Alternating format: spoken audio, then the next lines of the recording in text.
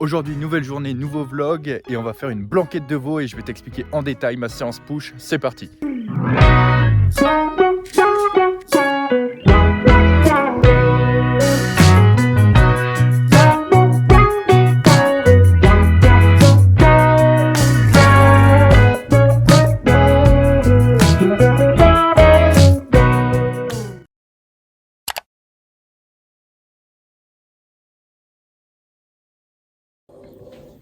On se retrouve une nouvelle fois dans ma cuisine pour préparer un nouveau plat. Cette fois-ci, comme base de viande, je vais utiliser de la blanquette.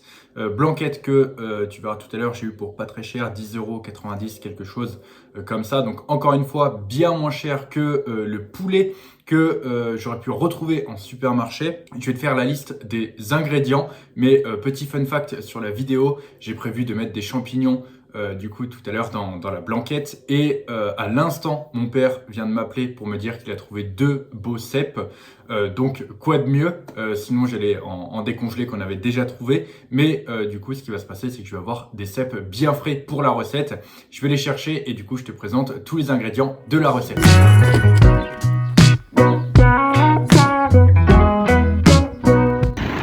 Bonjour Monsieur Gallois, c'est pour une livraison? Mais c'est pas la saison pour les cèpes là. C'est plus la saison septembre-octobre. Là, ça fait que la chose c'est qu'il habite un peu. Je ne sais pas si c'est une fois de temps, je ne me suis pas arrêté parce que je ne pensais pas. Mais la 6e fois, je vais m'arrêter, je vais garder bien. Ok. Je n'attendais pas, c'est tout. Bon bah je m'occupe de ça. Bon allez, au revoir Monsieur Gallois. Ça a changé les Uber Eats hein. Ça serait pas vous qui m'avez empêché de dormir cette nuit par hasard? Du coup pour la recette, au niveau des ingrédients, on va retrouver de la blanquette. Comme tu peux voir, c'est de la blanquette que j'ai eu pour vraiment pas cher. Je sais pas si tu vois très bien, mais elle est à 10,90 € le kilo. J'ai à peu près 1,6 kg du coup. Avec ça, je vais mettre des carottes, des oignons et les 2 champignons qui sont juste là-bas. Donc encore plus simple que la dernière fois.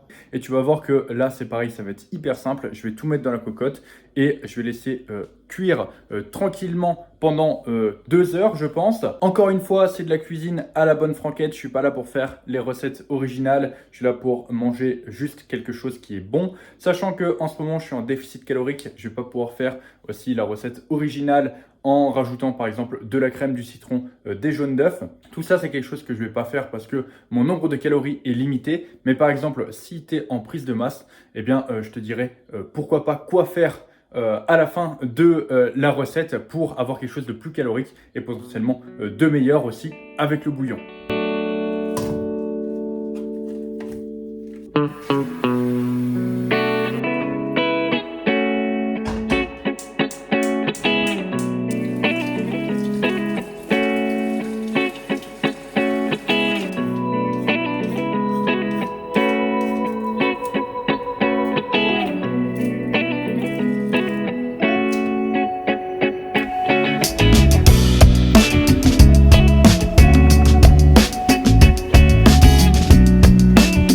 Petit état des lieux de ce à quoi ça ressemble.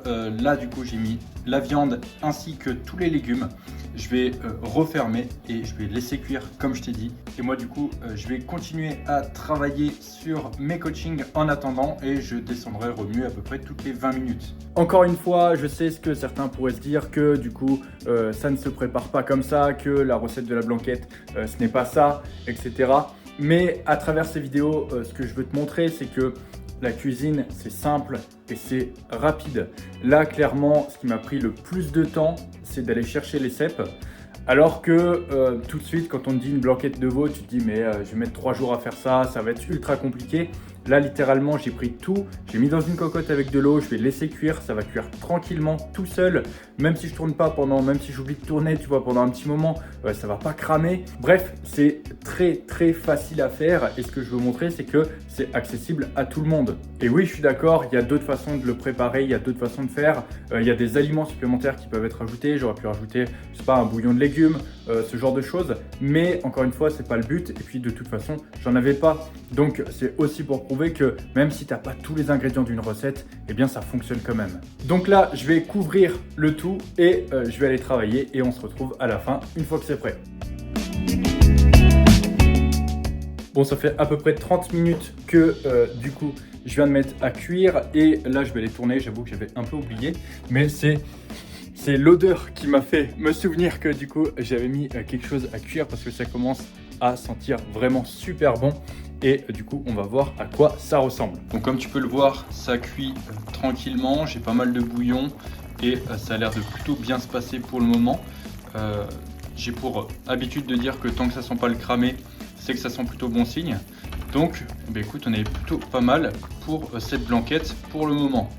Du coup là je viens de la changer de gaz pour la mettre sur un feu un peu plus petit, étant donné que de toute façon ça bouillait déjà, il n'y avait pas forcément plus d'intérêt à continuer à faire bouillir, sinon en fait mon eau va plus s'évaporer qu'autre chose et je vais devoir en remettre, c'est pas forcément l'idée. Donc là j'ai diminué le feu et je reviendrai tourner très certainement dans une trentaine de minutes. On se retrouve du coup 2 heures après. Comme tu peux le voir, tout est fini de cuire et du coup la viande est devenue bien tendre et se sépare très bien. Donc quand ça fait ça, tout simplement c'est que c'est cuit. Comme je te disais, tu peux rendre la recette beaucoup plus calorique en rajoutant de la crème et en liant le tout avec des œufs. Là, je pense ce que je vais faire, c'est que je vais faire une version un peu modifiée pour pouvoir garder le bouillon et du coup m'en servir pour aromatiser tout simplement ce qui viendra accompagner ma blanquette. Et pour ça, tu vas voir que c'est super simple. Je vais retirer la viande et ensuite je vais épaissir le tout avec un mélange à base de farine.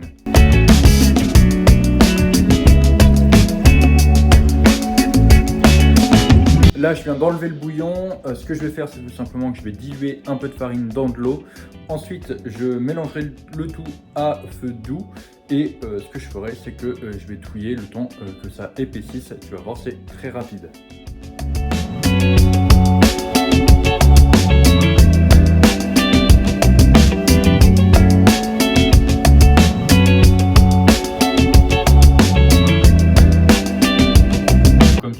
Là ça vient de bien épaissir déjà par rapport à tout à l'heure.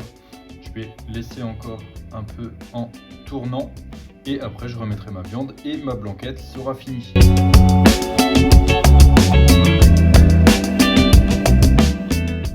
Voilà à quoi ça ressemble une fois que c'est terminé. Bref, maintenant j'ai fini de préparer la blanquette. J'ai bien avancé aussi dans le travail que j'avais à faire pour aujourd'hui.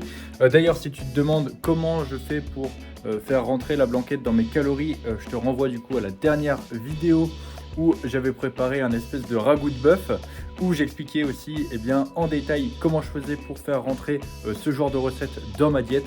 Donc si tu l'as pas vu, je t'invite à aller la voir. Et maintenant on se retrouve pour l'explication en détail de ma séance push.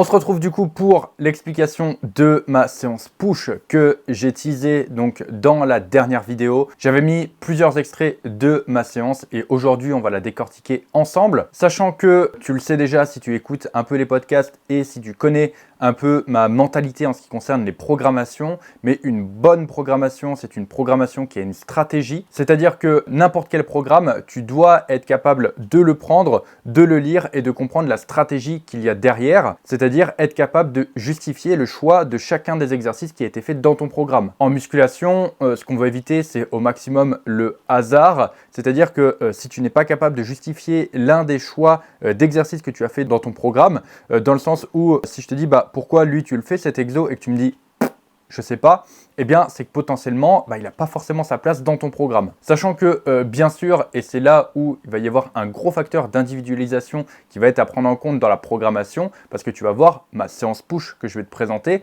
c'est une séance push qui correspond à moi, à mes objectifs actuels en prenant en compte bien sûr la blessure que j'ai actuellement. C'est-à-dire que le programme me correspond à 100% à moi par rapport à mes besoins. Donc n'essaye pas de le recopier, même s'il a une certaine logique, dans le sens où cette logique ne s'appliquera peut-être pas à toi, à tes besoins, à ta morpho, etc.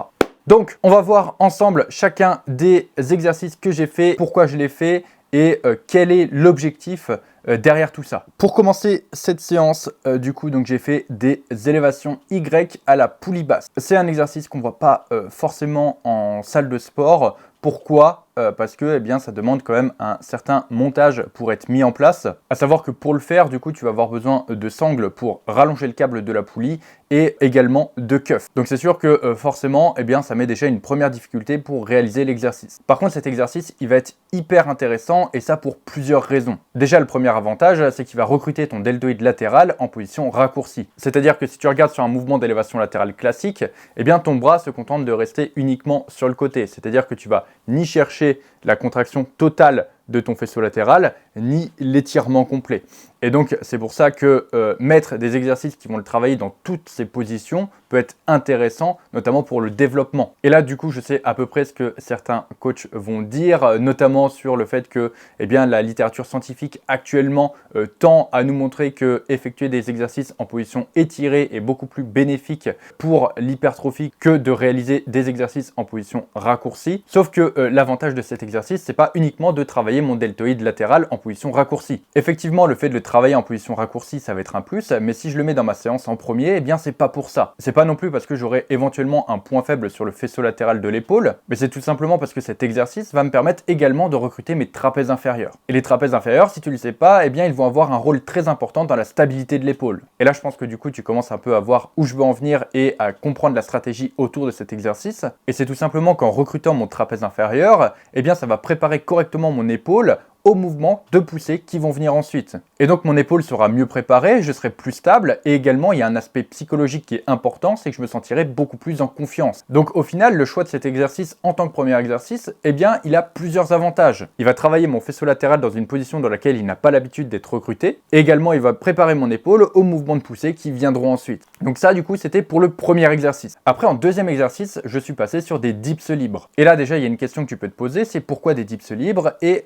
pourquoi pas des dips à la machine. Ou alors peut-être que tu t'es pas posé la question, mais dans tous les cas, de toute façon, je vais y répondre. Encore une fois, le choix de cet exercice, c'est bien, il va avoir plusieurs utilités. Et la première, ça va être de travailler dans un angle qui va pas me provoquer de douleur. Si je fais un peu l'historique de mes douleurs, le fait de pousser dans un axe qui va aller vers le bas, c'est quelque chose que j'ai pu faire quand même relativement rapidement. Alors quand je dis rapidement, j'ai dû reprendre à peu près vers mars. Sachant que lorsque j'ai repris sur machine et plutôt assez léger. La machine me permettant de ne pas avoir la stabilité à gérer. Et également, ça me permettait d'avoir un mouvement avec un peu plus de flexion des bras, ce qui me mettait un peu moins de pression sur les épaules. Sauf que depuis un petit moment, mon épaule commence à aller un peu mieux et on a repéré notamment une déficience d'un point de vue de l'abaissement de mes scapulas. Bien sûr, c'est quelque chose que je travaille déjà avec l'équipe de professionnels de santé qui m'encadre, sachant que lorsque je serai guéri, ça ne veut pas dire que ce déséquilibre sera réglé. Et maintenant que je suis conscient que j'ai une faiblesse de ce côté-là, eh bien c'est quelque chose qu'il va falloir que je continue à travailler. Et si tu regardes un peu l'exécution de mes dips, tu verras que justement, eh bien, je m'applique particulièrement à essayer d'aller chercher cet abaissement des omoplates en fin de mouvement. Et c'est là où pour moi le libre sera plus intéressant que le travail sur machine, parce que sur machine, eh bien cet abaissement des omoplates va être limité, alors que sur un mouvement de dips libre, eh bien je pourrais aller le chercher complètement. Encore une fois, tu vois, la stratégie de mon programme n'est pas pour maximiser mes gains musculaires, mais plutôt pour maximiser ma récupération. Et j'insiste sur ça parce que mon objectif du moment, c'est vraiment ça, récupérer une épaule et un pec fonctionnels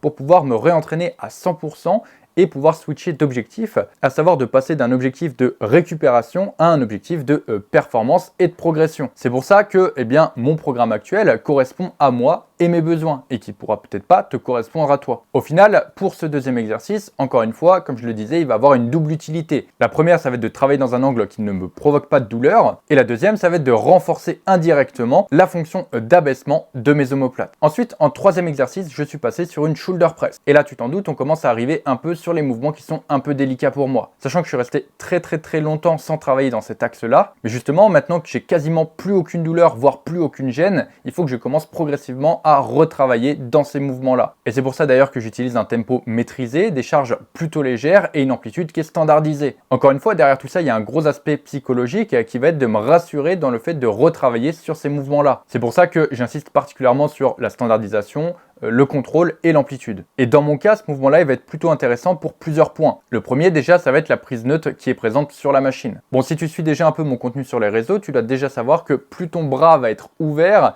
et plus tu vas avoir de pression sur l'articulation, la coiffe et le coracobrachial. C'est pour ça que l'utilisation d'une prise neutre est particulièrement intéressante parce que tous ces problèmes-là vont être réglés à partir du moment où tu vas amener ton bras un peu plus vers l'avant. En plus de ça, tu te rendras compte que tu peux avoir beaucoup plus d'amplitude de mouvement lorsque tu emmènes ton bras devant que lorsque tu l'emmènes sur le côté, justement à cause de tous ces pressions qui vont s'exercer au niveau de ton articulation et ton coracobrachial. Donc déjà, cette machine, elle est intéressante parce qu'elle va posséder une prise neutre. Deuxièmement, si tu regardes, eh bien les bras sont dissociés. Et ça, c'est particulièrement intéressant parce que si tu te souviens bien, dans l'historique de ma blessure, eh bien je t'ai dit que j'ai été immobilisé pendant un certain temps. Et oui, c'est la fameuse période où du coup j'utilisais mes caleçons pour me faire une écharpe pour immobiliser mon bras. Et tu t'en doutes, ça a duré assez longtemps et ce qui fait que eh bien, la perte de masse musculaire a été plus importante sur le bras qui était immobilisé. Et même si on va plus loin que ça, la blessure en elle-même a quand même fragilisé mon bras droit. Ce qui fait que j'ai une perte de force par rapport à mon bras gauche. Et si tu regardes la vidéo, tu verras pas forcément que c'est trop le cas parce que j'ai travaillé dessus, mais sache qu'au début, eh bien, c'était pas du tout comme ça. Et justement, le fait de travailler sur une machine qui possède des bras dissociés, pour la prise de muscle, c'est pas forcément l'idéal, mais dans mon cas, encore une fois, ça va être plutôt intéressant. Je le répète, mais pour la prise de muscle, on cherchera toujours la stabilité maximale. Là, en fait, le gros avantage de la machine, c'est qu'elle va me permettre d'avoir un axe qui va être constant et une mise en place qui va être extrêmement facile, ce qui sera par exemple pas le cas sur les haltères,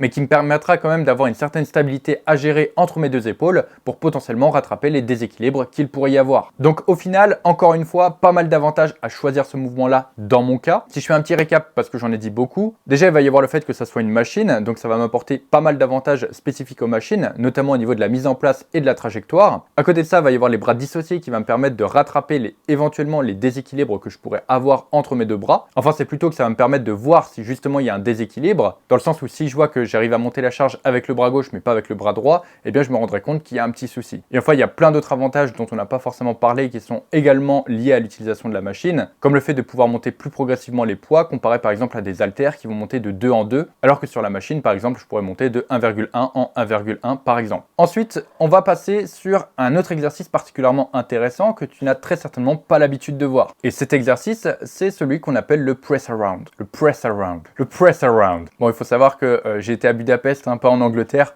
donc mon accent anglais, il est pas ouf. Bref, l'avantage de ce mouvement, c'est tout simplement que tu vas pouvoir le setup un peu comme tu veux, soit pour travailler dans une position étirée au niveau de tes pectoraux, soit pour le travailler dans une position raccourcie. Mais très honnêtement, il n'y a pas forcément trop d'intérêt, je trouve, sur ce mouvement-là à travailler dans une position étirée, si ce n'est en enchaînant un drop set mécanique, position raccourcie, position étirée sur le mouvement. Le plus intéressant sur ce mouvement, justement, c'est de le travailler en position raccourcie et d'utiliser l'unilatéral pour ça. Encore une fois, comme pour le faisceau latéral de l'épaule, ce qui se passe, c'est qu'on n'a pas l'habitude de complètement le raccourcir. C'est ce que je te disais tout à l'heure avec les élévations latérales classiques. Et bien pour les pectoraux, c'est à peu près la même chose. Souvent, on va travailler sur des mouvements de presse ou des mouvements d'écarté, mais au final, eh bien, là, tu vas toujours t'arrêter à ce niveau-là dans ton mouvement. Alors que pour aller chercher le raccourcissement total de ton pectoral, eh bien, il faut que ton bras croise et aille chercher bien devant. Et ça, en fait, ça passe forcément par un mouvement en unilatéral. Alors après, tu as pas mal de façons de le faire. Tu peux par exemple le faire à la poulie comme moi je l'ai fait. Tu peux le faire également en unilatéral sur une machine d'écarté. Encore une fois, même si cet exercice est particulièrement intéressant pour pas mal de raisons, ça ne veut pas dire que tu dois l'inclure forcément dans ton programme d'entraînement. Mais alors pourquoi moi je le fais? Eh bien encore une fois, parce qu'il va y avoir une double utilité. Tout simplement car pour aller chercher le raccourcissement total de tes pectoraux, eh bien tu vas devoir faire une protraction de l'épaule. C'est-à-dire tout simplement envoyer ton épaule vers l'avant. Et il y a un autre muscle particulièrement intéressant qui va être recruté lorsque tu vas faire cette protraction de l'épaule, et c'est tout simplement le dentelé. Et le dentelé, tout comme le trapèze inférieur, eh bien il va participer fortement à la stabilisation de l'épaule. Et ça, c'est quelque chose que j'ai commencé à travailler dès le départ de ma rééducation, même lorsque j'étais encore à Budapest.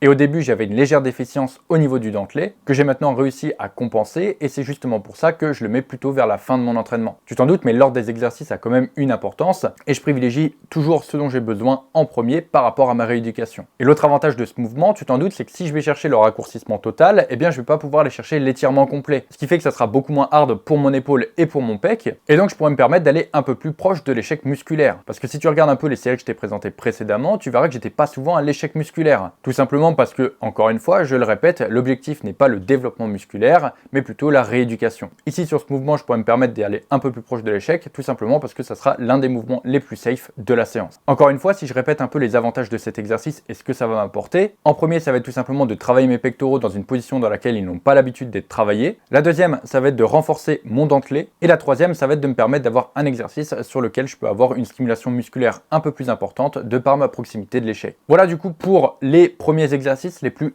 importants de ma séance. Après du coup, on va passer aux exercices un peu moins intéressants et qui sortent un peu du cadre de la rééducation et qui sont plus orientés prise de muscle. Et donc pour le premier, ça va être mon drop set mécanique secret. Pourquoi secret? Parce que je pense que tu le verras nulle part ailleurs. Et je suis pratiquement sûr que si tu vois quelqu'un effectuer ce drop set mécanique en salle de sport, c'est qu'il a regardé mes vidéos. Et donc potentiellement, tu peux aller lui parler pour te faire un nouveau gym bro. Bon, je pense que tu vas comprendre assez facilement la mécanique derrière ce mouvement, étant donné qu'on a déjà travaillé le faisceau latéral en position raccourcie. Cette fois-ci, on va le travailler un peu plus en position étirée. Et donc pour ça, on va utiliser un banc et des haltères. Alors je pourrais également faire un exercice à la poulie pour le travailler en position étirée. Mais le problème, c'est que ça passerait forcément par un exercice en unilatéral. Et à ce stade-là de la séance, j'ai quand même accumulé pas mal de fatigue parce que je te rappelle que je suis en déficit calorique. Donc je récupère quand même moins bien que si j'étais en maintien ou en surplus calorique. Également, il y a un autre aspect qui est le gain de temps. Tout simplement, l'unilatéral, ça prend beaucoup plus de temps que le bilatéral. Donc je fais mon exercice en bilatéral. Le but, c'est d'utiliser le banc pour aller chercher un peu plus d'étirement. Comme tu peux voir, mes bras passent derrière mon corps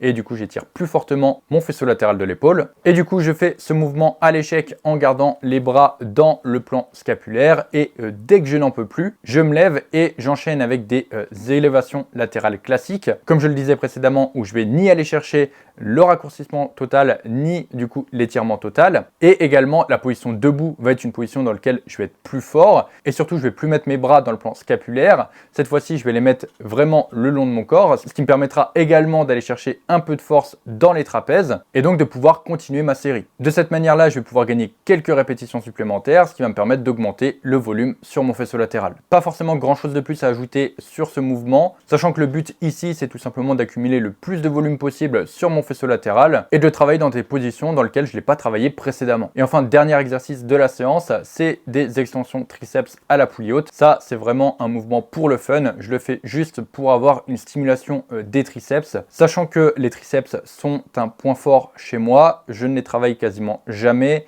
Et c'est sans doute l'un des endroits sur mon corps qui a le moins perdu en termes de masse musculaire. Et même en termes de force, j'ai très peu perdu sur les triceps. Et donc en général, je fais une série pour m'amuser de temps en temps en fin de séance. Encore une fois, il y a quand même un gros aspect psychologique derrière tout ça. Pourquoi? Parce que ça me fait du bien de mettre lourd sur un mouvement qui ne me fait pas mal. Surtout lorsque tu as passé une séance entière à garder des RIR sur tes mouvements précédents. Bref, je crois qu'on a fait le tour de la séance. Je pense que j'en ai dit suffisamment sans forcément rentrer totalement dans les détails. Pourquoi? Parce que le but de cette vidéo, c'est pas qu'il y ait uniquement 3 personnes qui puissent la comprendre. Le but, c'est vraiment que tout le monde puisse la comprendre et surtout que tout le monde puisse comprendre qu'un bon programme d'entraînement, c'est un programme qui a une stratégie et que cette stratégie va être différente d'une personne à l'autre. Je pourrais pourquoi pas faire la même chose sur mes autres séances, sachant que sur mes autres séances, le focus est un peu moins du coup sur la réhab et un peu plus sur la prise de muscle. Donc si jamais ça t'intéresse, n'hésite pas à me le dire dans les commentaires. Encore une fois, je te remercie pour ton visionnage. J'espère sincèrement que cette vidéo t'aura plu et également t'aura apporté quelques connaissances, quelques pistes de réflexion pour toi, pour t'aider dans ta progression. Si c'est le cas, n'hésite pas à t'abonner et à liker cette vidéo. Et moi, je te dis à très bientôt dans un prochain vlog. Ciao!